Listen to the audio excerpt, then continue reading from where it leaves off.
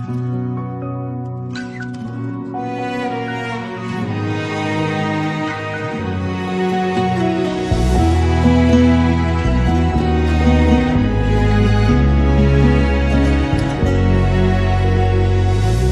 មស្នេហាទាំងដឹងថាមិនក៏បីការពិតគឺថ្លៃមានសងសាហា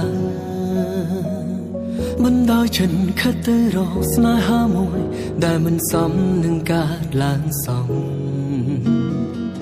មានខ្ញុំហើយក៏មានគេដឹងច្បាស់ថាផ្លូវនេះមិនទំនេរនឹកនាំខ្ញុំដែរប្រារម្ភជ្រុលមែនទេចុះហេតុអ្វីខ្ញុំទទួលគេភ្លេចកិនមុំក្រោយទូខ្ញុំជាតួអង្គបំរុងហងចិត្តមានខ្ញុំក្បត់គេបែបនឹងក៏លត់ដែរខ្ញុំស្មោះព្រមទទួលគ្រប់បែបយ៉ាងតែម្នាក់នោះជា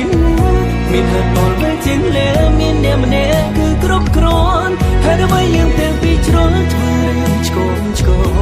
បើសិនគេមានពន់តអយយ៉ាងណាបើយើងមិនស្រឡាញ់គ្នាមិនមិនបន្តរក្សាអារម្មណ៍ល្អបន្តសេចក្តីអ្វីមិនគួរបញ្ចប់ត្រឹមនេះតើអាចបញ្ឆេពលឺស្នេហាឡើងវិញតើបានទេ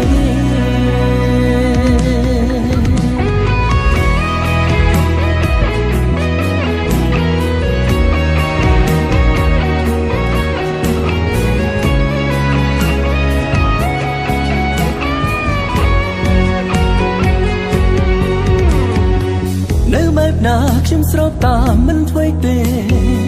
ចង់ជ្រើខ្ញុំឬជ្រើគេតាមសម្រួលទូត្រូវត្រង់ឈឺទាំងអូនក៏ខ្ញុំព្រមទទួលសុំតែម្យ៉ាងកុំបែកគ្នា